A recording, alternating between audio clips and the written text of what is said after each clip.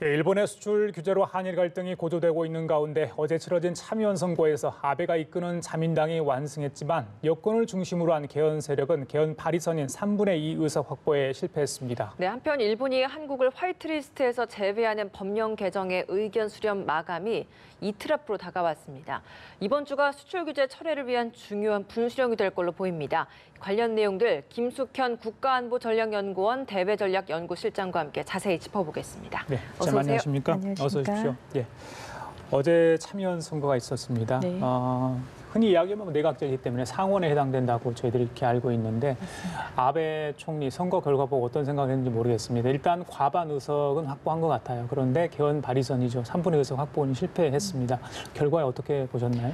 글쎄요, 이번 선거는 말씀하신 대로 과반에는 성공을 했지만 발의선이 3분의 2를 확보하는 데 164석을 확보를 하는 데는 실패를 했습니다. 지금 160석을 확보를 했는데요. 예. 사실상 이번 선거를 왜 실패한 선거로 볼 수 있느냐 하면 이번 선거는 아베의 중간 신임을 묻는 그런 선거의 성격도 강했고 또 아베 총리 자신이 그 개헌을 전면적인 공약으로 내섰기 때문에 그러니까 164석에 이르지 못했다라고 하는 점에서 봤을 때에는 실패한 선거다 이렇게 평가를 할 수 있을 것 같습니다. 사실 이번 이 선거가 말씀하신 것처럼 중간 신임을 평가하는 자리일 수도 있지만 동북아 정세에도 굉장히 중요한 의미가 있는 선거 아니었습니까? 네, 맞습니다. 개헌을 하게 된다라고 한다면 일본이 이제 그 군대를 보유할 수 있는 그런 보통 국가로 된다는 것을 의미합니다. 따라서 지금의 이제 미일 동맹도 성격이 달라지고요. 중국과 아마 일본이 군대를 보유하게 된다면 훨씬 더 갈등 관계가 고조될 수 있고 따라서 동아시아의 국제 질서가 다시 재편될 수 있는 그런 상황이 연출되기 때문에 이번 개헌 선거가 매우 중요한 그런 것이었습니다. 예.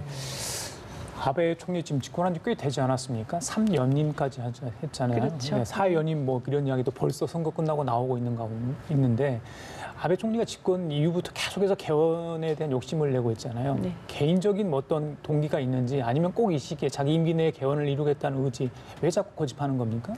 글쎄 이 얘기는 조금 긴데 짧게 말씀을 드리겠습니다.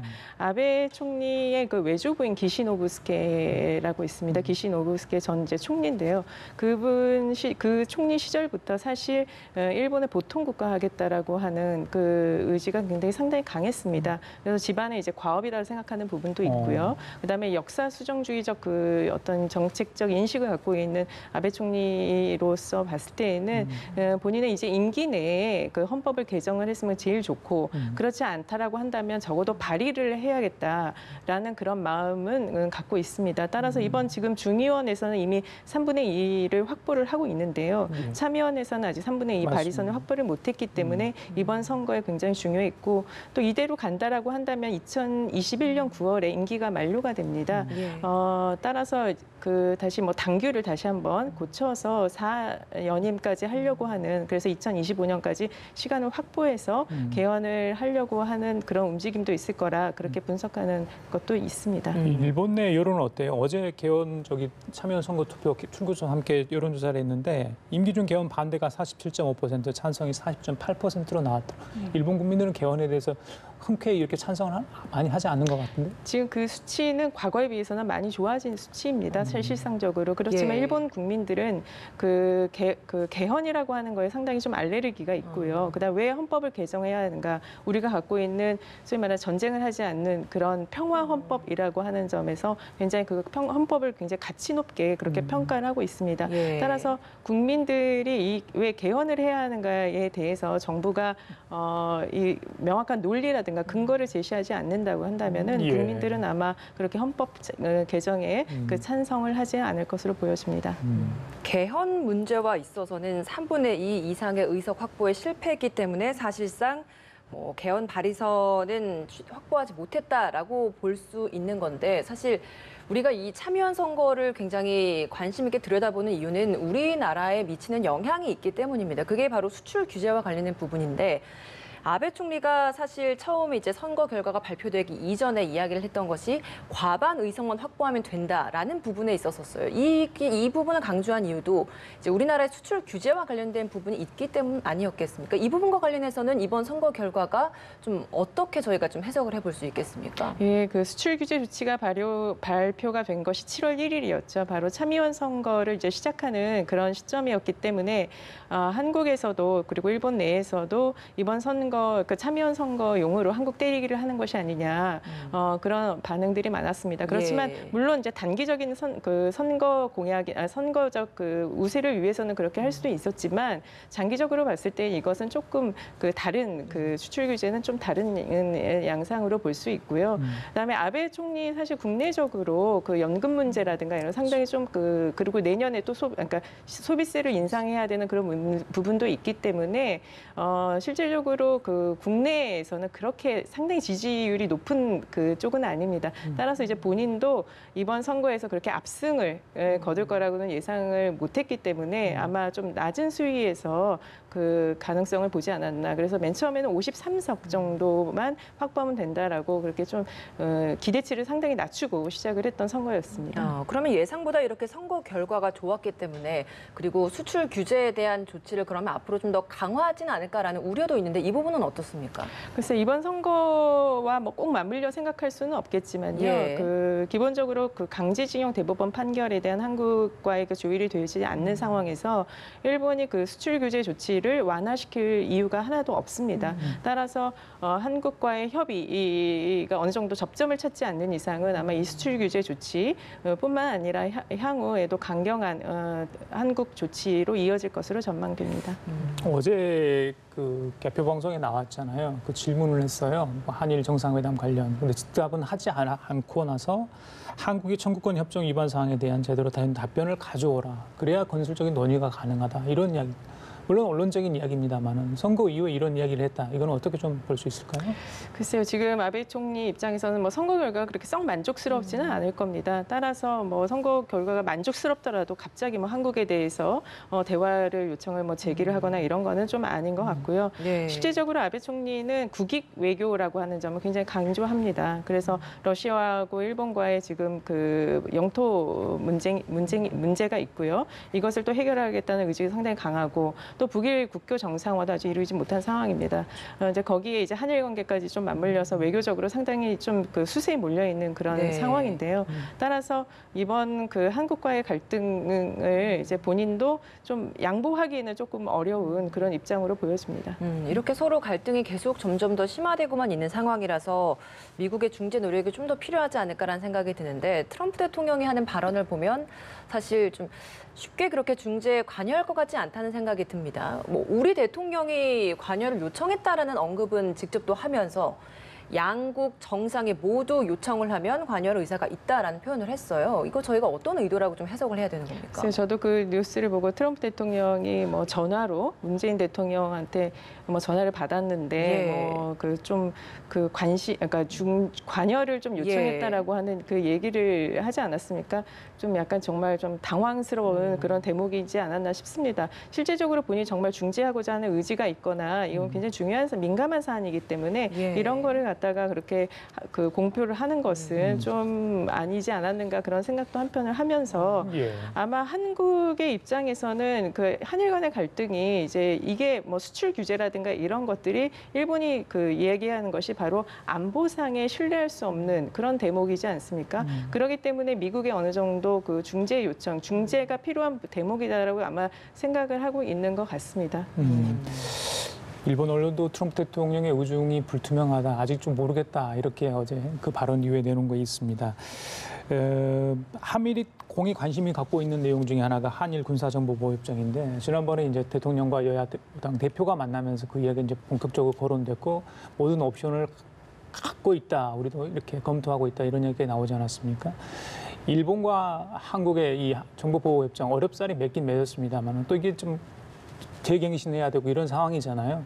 일본, 미국도 다른 생각을 갖고 있을 것 같은데 이 부분은 어떻게 보십니까? 그렇죠. 이 한일 그 군사 정보 보호 협정 2016년에 맺지 않았습니까? 지금 11월 달에 이제 맺은 협정인데 상당히 국내적으로도 반발하는 내용도 많았지만 실제적으로 그 내용을 본다고 하면 한국에 좀 유리한 그 대북 정보라는 게 있습니다. 탈북자라든가 그 인적 네트워크를 통한 네. 휴민트라고 하는데 그런 부분에서 한국이 좀 유리한 편인 거고 또 일본은 반면에 그 개인적 정찰기라든가 상당히 그 우수한 그런 기계들을 많이 보유하고 있습니다. 따라서 뭐 그런 어떤 인공위성을 통한 북한의 정보라든가 이런 거를 이제 입수하는 데 있어서는 상당히 좀 유리한 그 위치에 서 있는데요. 그렇지만 그 한일 정보 그러니까 GSOMIA를 체결한 네. 이후부터는 한일 간에 사실 그 비밀이라고 하는 것이 오고 가는 게 그렇게 생각보다 그렇게 수위가 높지는 않습니다.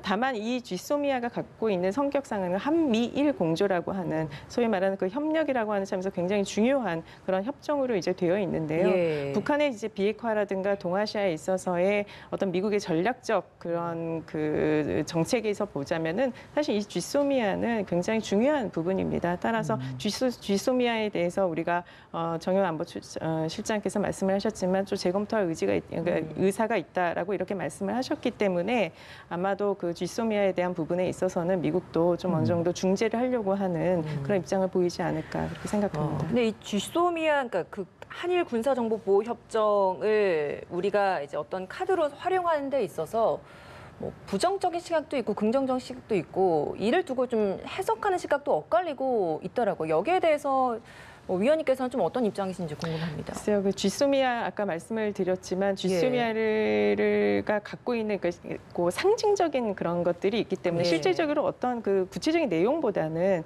구체적으로 그 협정을 통해서 한일 양국이 하는 실효를 걷는다는 이런 측면보다는 사실 그 한미일 공조 또 한미일 동맹 그다음 한미 동맹이라고 하는 그런 포괄적인 면에서 봤을 때 상징성이 있는 그런 협정이기 때문에 이 협정을 사실 유지를 하는 것이 현재 그 한반도의 그 어느 정도 안정화라든가 예. 이런 체제의 안정성을 유지하는 거에서는 좀 도움이 되지 않을까 저는 그렇게 생각이 듭니다. 다만 이제 일본이 자꾸 이제 그 안보적으로 그 한국을 신뢰할 수 없다라든가 북한과 한국을 같은 동일 선상에서 이렇게 취급하려고 하는 그런 발언을 보인다라고 한다면 우리 입장에서도 충분히 GSOMIA를 재검토할 수 있다는 의사를 밝힐 필요는 있다고 봅니다. 예, 참 이번 주 굉장히 중요할 것 같아요. 그 지난번에 수출 규조 조치 내린 지 3주가 지난 상황인데 화이트 리스트, 백색 국가 제외하겠다는 거 의견 수렴 기간 24일까지 아니겠습니까? 일본 가기가 아마 이르면 26일 정도, 그렇다면 26일에 이달 말 내지 다음 달 초에는 아마 결정이 될 것 같은데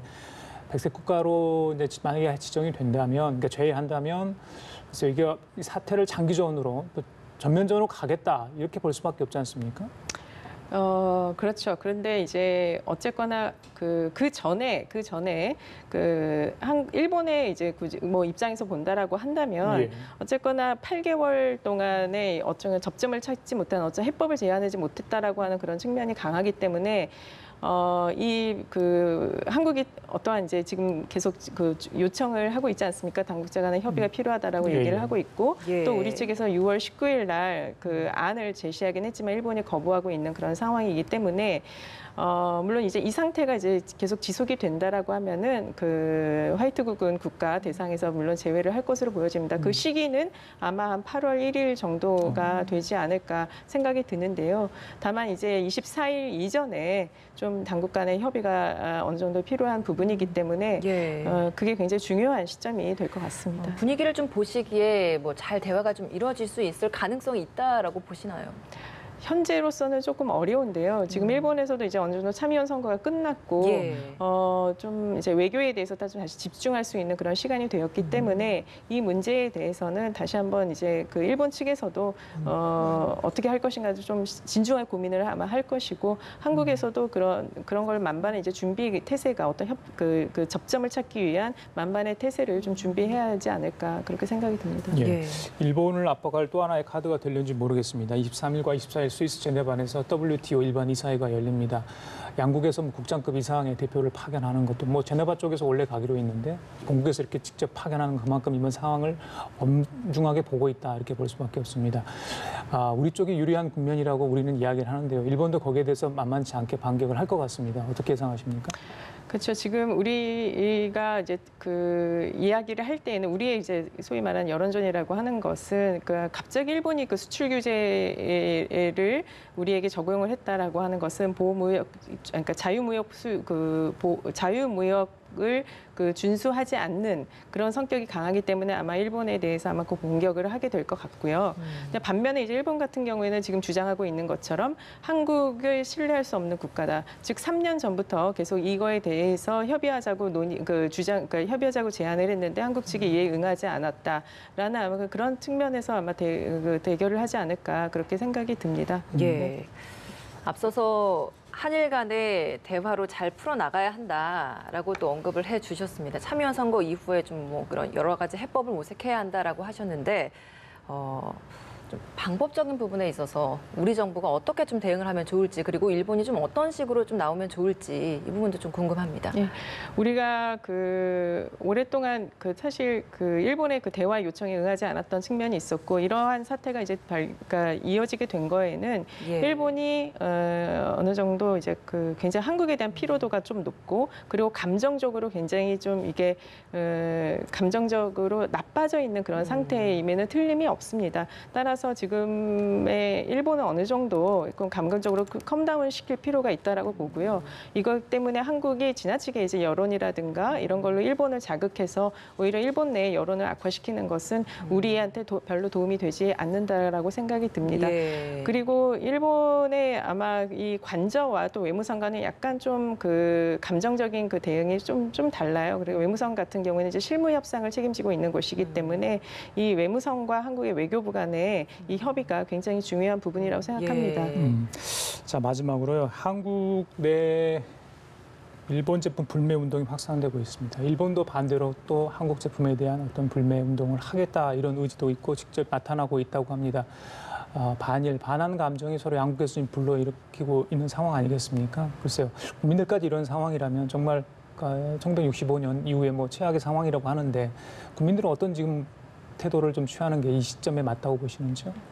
그렇습니다. 이제 뭐 예전에도 사실 우리 과거 이렇게 돌이켜 보면은 반일 감정으로 일본 물건 쓰지 말자라든가 뭐 이런 얘기는 많이 있었습니다. 그렇지만 지금 뭐 우리도 이제 어느 정도 국민 의식이 상당히 높은 수위에 이제 올라와 있고요. 그러니까 지나치게 뭐 반일 감정 강조를 해서 그걸로 인해서 한국 국민이 뭐 반일적인 행동을 더 강화를 한다라든가 뭐 이런 거는 아마 없을 것으로 보여집니다. 따라서 뭐 이 지금 그 반일 운동 일본 물건 사지 말고 여행을 가지 말자라고 하는 것은 어느 정도 일본에 대한 한국의 그 여론이 나빠져 있다는 그 일본 측으로 일본에게 어느 정도 보면은 이런 것이 부당하다라고 하는 것을 어필을 하는 측면에서는 바람직할 수는 있지만 이거 이상 감정적으로 대응하는 것은 좀 자제할 필요가 있다라고 생각이 듭니다. 그래요. 알겠습니다. 자, 지금까지 김숙현 국가안보전략연구원 대외전략연구실장과 함께했습니다. 오늘 말씀 감사합니다. 고맙습니다. 감사합니다.